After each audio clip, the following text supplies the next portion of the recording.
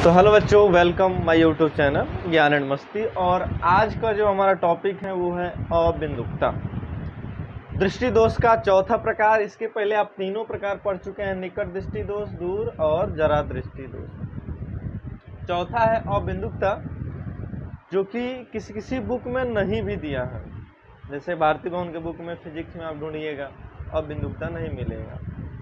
और बाकी जो अलग अलग प्रकाशन के हैं उसमें आपको अबिंदुकता बताया है कि अबिंदुकता क्या है, लेकिन बहुत ही शॉर्ट फॉर्म में। जिस प्रकार से आप अन्य दोष पढ़े हैं उतना डीपली और उतना विस्तार से नहीं बताया गया। लेकिन आज के लेक्चर में हम लोग अबिंदुकता अच्छे से समझेंगे कि अबिंदुकता क्या है, इसका उपचार क्या है और ये होता क्यों है हमारे आंखों में। तो सबसे पहले हम जानने की बात ये करते हैं कि अबिंदुकता किसे कहते हैं। अबिंदुकता, देखिए, अबिंदुकता का मतलब होता है कि ये दोष बहुत ही रेयर केस में किसी व्यक्ति को होता है, लेकिन अगर हो जाए तो उसका मानसिक संतुलन भी बिगाड़ सकता है। ये बहुत ही खतरनाक दोष है, क्योंकि इस दोष से ग्रसित व्यक्ति जो होते हैं वो केवल उदग्र या क्षैतिज वस्तुओं को ही देख पाते हैं। जैसे आप वस्तु जो देखते हैं वो या तो उदग्र होगा या क्षैतिज होगा, या तो ऐसे वस्तु होगा और नहीं तो ऐसे होगा, लंबवत, है कि नहीं। तो ये दोनों में से किसी एक वस्तुओं को ही देख पाता है, या तो उदग्र को देखेगा या तो क्षैतिज को देखेगा, ठीक है ना। अब ये होता क्यों है, देखिए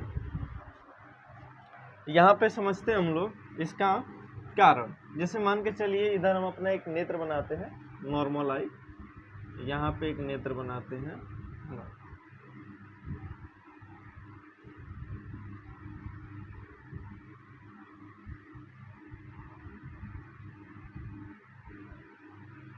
ये हमारा नेत्र होगा, ये हमारा नेत्र होगा, ये नेत्र हुआ हमारा। आपको पता है कि नेत्र का जो सबसे ऊपरी हिस्सा होता है उसी को कहते हैं हम लोग क्या, कार्निया। कार्निया। तो अबिंदुकता का कारण ही वही होता है, कौन, कार्निया। कार्निया की जो वक्रता त्रिज्या होती है, वक्रता त्रिज्या में कमी के कारण ये दोष उत्पन्न हो जाता है। होता ये है कि नॉर्मल आई का जो कार्निया है वो ऐसे होता है। कार्निया आँख का एक ऐसा पार्ट होता है सबसे पहले जिसमें प्रकाश प्रवेश करती है, इसी में सबसे पहले प्रवेश करती है, ठीक है। अरे कार्निया जो हमारा आँख दिख रहा है ना, सबसे ऊपरी परत ही कार्निया है। उसमें ये नहीं समझना है कि सर कार्निया क्या होता है। अगर नहीं भी समझे तो मेरे फर्स्ट लेक्चर को देखिएगा नेत्र का, उसमें आपको एकदम पता चल जाएगा। तो ये जो कार्निया होती है ये नॉर्मल आई का कार्निया है, लेकिन जो डिफेक्टिव आई होता है, जिस आई में अबिंदुकता हो गया है, उसकी ये जो कार्निया होती है थोड़ा सा और ऊपर की तरफ आ जाती है, ऐसे जैसे हो जाती हैं। और नहीं तो ये जो कार्निया होती हैं वो ऐसे हो जाती हैं, थोड़ा सा वक्रता त्रिज्या इसका बदलते जाता है, ठीक है ना। ये डिफेक्टिव आई का कार्निया है, डिफेक्टिव आई का कार्निया, डिफेक्टिव आई का कार्निया है। कम एकदम ऐसे नहीं, थोड़ा सा ऐसे, डिफेक्टिव आई का ये कार्निया।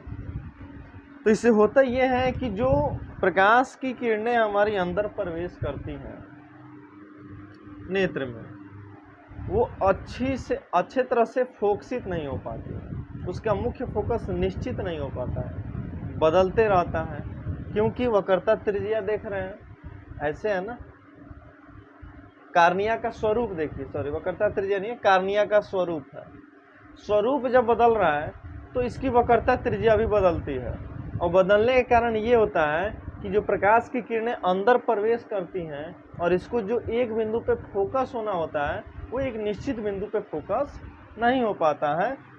जैसे मान के चलिए कि प्रकाश की किरण ऐसे प्रवेश की, ऐसे प्रवेश की, और इसको मान लीजिए यहाँ पे फोकस हो गया, फिर एक और प्रकाश की किरण प्रवेश किया ऐसे ऐसे, और ये इधर ही फोकस हो गया।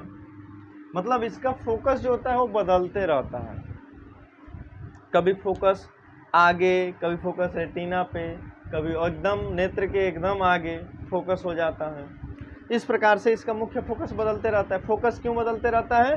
क्योंकि इसकी जो कार्निया का स्वरूप है, स्वरूप के कारण कार्निया की त्रिज्या बदलती है, तो मुख्य फोकस भी बदल जाता है। और मुख्य फोकस बदलने के कारण वस्तु एक जगह फोकसित नहीं हो पाती है और वस्तु का प्रतिबिंब हमारे रेटिना पर नहीं बन पाता है। तो ये रीजन है इसका प्रतिबिंब रेटिना पे नहीं बनने का, वस्तु पे नहीं दिखने का, ठीक है ना, क्योंकि वक्रता त्रिज्या में कमी हो जाता है। अब सवाल ये है कि इसका निवारण क्या है, इसका क्या उपाय है कि इस दोष को हम क्या कर सकते हैं, दूर कर सकते हैं, ठीक है ना। एक दूसरे पहलू पे अगर हम बात करें तो यहाँ पे आँख से जो वस्तु दिखता है हमारे, वो थोड़ा ब्लर दिखने लगता है। जैसे मान के चलिए कि आपके आंखों में पता नहीं चला कि कौन सा दोष है और आप दिखाने के लिए गए, तो डॉक्टर चेकअप किया तो आपके दूर की वस्तुएं भी आपको आंखें से दिख रही हैं, नज़दीक की वस्तुएं भी आपकी आंखों से दिख रही है ना, लेकिन क्लियर नहीं देख पा रही हैं। वस्तुएं दिख रही हैं लेकिन क्लियर नहीं दिख पाती है, थोड़ा सा ब्लर दिखती है। तो समझिए कि आपके आंखों में अबिंदुकता का दोष उत्पन्न हो चुका है और ये वस्तुओं को क्षैतिज उदग्र ऐसे दिखाने लगता है, ऐसे दिखने लगती है वस्तुएं, क्षैतिज वस्तुएं, उदग्र वस्तुएं, कि हमारे दिमाग का संतुलन भी बिगड़ जाता है इससे।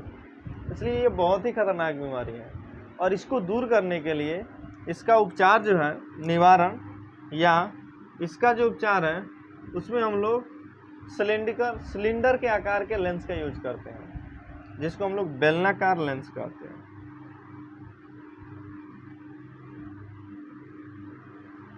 उसको इस प्रकार से डॉक्टर जो होते हैं इस प्रकार से अपना समायोजित करके बेलनाकार लेंस को फिक्स करते हैं कि आप निश्चित रूप से वस्तुओं को क्या कर सकते हैं, देख सकते हैं। तो ये था अबिंदुकता, कोई बड़ा टॉपिक नहीं है, लेकिन किताबों में इसको अच्छे से बताया भी नहीं गया है ना। वैसे डॉक्टर तो नहीं है कि उपचार करके आपको दिखाएं कि इसका निवारण क्या है, बस बता दिए कि इसका निवारण जो है बेलनाकार लेंस का यूज करके इसका निवारण हम लोग करते हैं। छोटा सा टॉपिक था अबिंदुकता।